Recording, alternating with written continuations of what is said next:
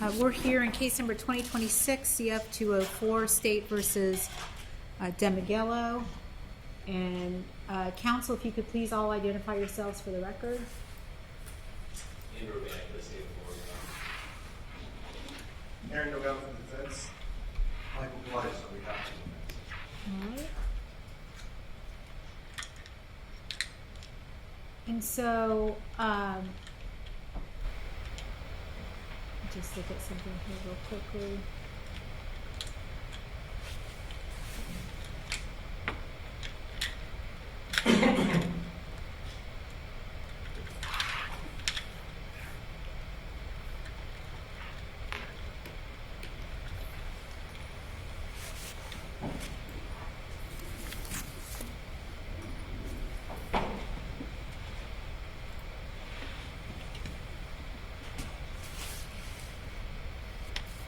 So I think we're here today on a motion to reinstate bond. Was there not another motion that was also set? Ron, to the best of my knowledge, prior to Mr. Delgado appearing as announcing his co-counsel, we had a motion to determine indigency, and then a motion for modification that the court would grant the ROR to allow Ms. Demegillo to travel to Volusia County for school or for medical purposes. So I believe then we need to hear the motion on, well, on the indigency, has she filed an affidavit? Yes, Your Honor, I attached it as an exhibit to my motion.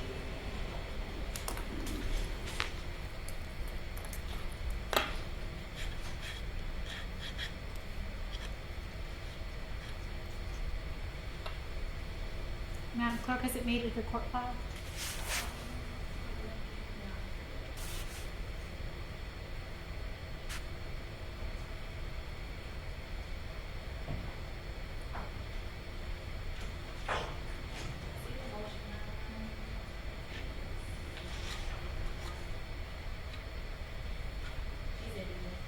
All right, thank you.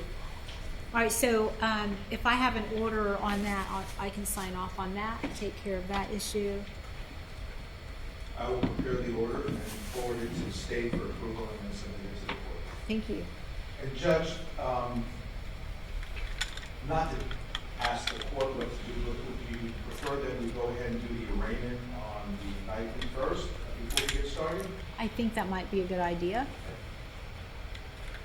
All right, do you waive the formal reading? Yes. All right, and We'll enter a plea of conflict. thank you. When is our next pretrial date? I would imagine that would be set for May 20th. May 20th? Okay, that'll be at 1:30. Okay. Your Honor, may I appear at the podium? You certainly may, thank you. I filed a motion to reinstate the original bond of $250,000 with the special conditions that were previously imposed by the court. I sent a copy, of course, to the state, but I had an interesting conversation. I spoke to the bondsman, and they are in a position to reinstate the original terms, and then someone from the GPS monitoring company also contacted me and said we could accommodate the court's needs. Not a very long-winded argument, Judge. Nothing has really changed other than first-degree murder indictment. She's not a danger to the community. She's not a flight risk. She's within this room for the past court. She still has medical needs to attend to. She still has counselors and doctors to evaluate and things like that. She just turned 21. In fact, on the day of her surrendering herself, when I got a call from the state, that was her 21st birthday. So, you're in an awkward situation. Firstly, it has changed. But this young lady hasn't. And she still has a lot of defenses. She's still presumed innocent until proven guilty. A whole host of constitutional protections. And my common sense argument to the court is we should not be punitive at this stage. We should focus more on litigating the merits of the state's prosecution and also the defenses that will be forthcoming as we continue to develop. It's a letter to sit there for another 6 months, a year. we're hoping the court would recognize that, and that the court previously, based on all the factors that I argued to you, Your Honor, we determined that she was not. The court concluded, taking judicial notice, she's not a danger to the community, she's not faultless. So Was that not a second-degree felony as to which she was entitled to bond? yeah, that's what's changed.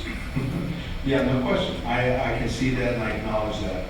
But again, under the former charges, these were a surprise to me. I thought there were going to be some additional felony charges to dovetail the felony murder. But this is something that was unexpected. And I'm going to close with this. I might as well air it, and I'm Eric. I'm a little frustrated. I'm a little frustrated on behalf of her family. We had to pay out $25,000 knowing that okay, we can do that.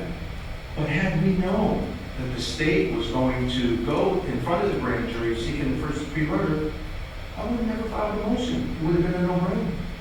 I really was caught in a very embarrassing situation with my client and with her family. Listen, I'm not here to impugn the integrity of the state. And you're Bennett, these good people, and I have a lot of respect for the state attorney's office, so I'm not here to chastise anyone. But had we known, so I'm asking the court to reinstate the bond. You can put additional terms and conditions, whatever you see fit. But inherently, that young lady hasn't changed one bit since the last time we were here on the same motion. Actually, we weren't on the same motion. It was on the state's pretrial detention motion. So those are my arguments before the court. We ask the court to reinstate the original bond on the terms and conditions. Thank you. Mr. Bannock, sir.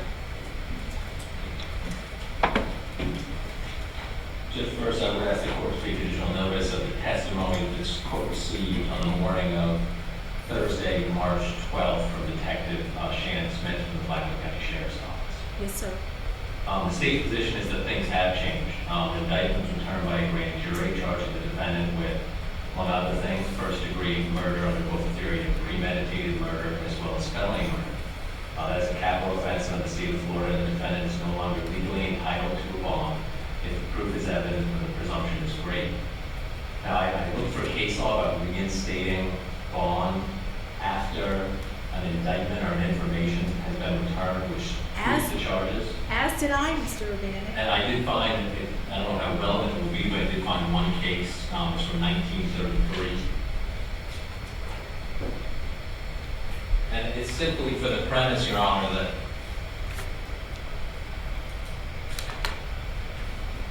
they got books that way? It's an old one. But it appears to still be good law, and it's simply for the premise that once a capias or an indictment or information is issued, and a capias is issued on that indictment or information, it's then up to the issuing court to send that capias to set a bond on the new capias. So it's really not as simple as reinstating a former bond for aggravated manslaughter, but it's more about this court issuing a bond on a capias, an indictment for first-degree murder.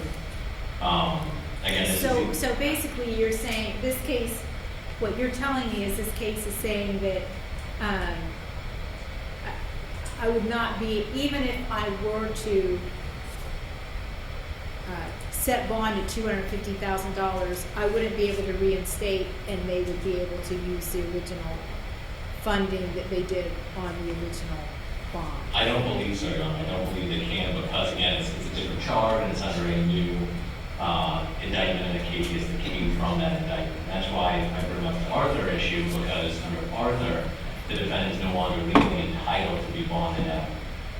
That's why I was curious if you had found any case law on that specific issue with respect to the facts of this specific case, because I also did some research and was not successful in finding anything. I think Arthur is what the court is required to follow. The state has, at the original hearing, certainly met its burden with respect to proof of guilt. Proof of guilt is evident, presumption of guilt is great, and I think that of course favors pretrial detention. And this is a capital case, and I know that the family knows this because they're represented by two fine defense attorneys. Is that if, in fact, she's ultimately found guilty, if she goes to trial, she's looking at spending the rest of her life in prison. I mean, this changes things. The indictment certainly changes things. And I appreciate Mr. Politis' common sense argument. Law isn't always common sense. And the state doesn't have any further argument for the matter.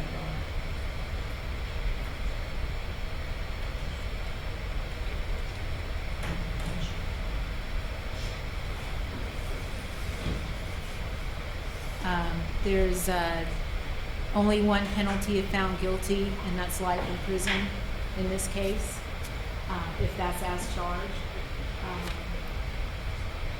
And the court does in fact find the state has met its burden. With respect to the findings that were made at the original hearing, that was based upon an aggravated manslaughter charge. The stakes are certainly much, much higher in this case.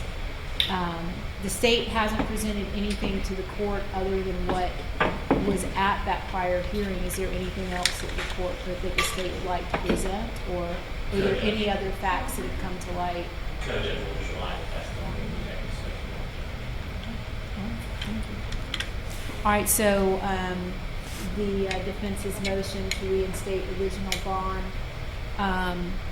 is respectfully denied. I will cite to the Supreme Court of Florida 1933 case 109 Florida 286, but more importantly,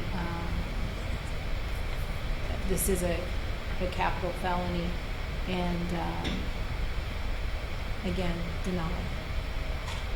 That makes the other motion moot, of course. Anything else?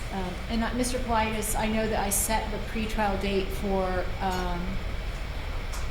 May 20th.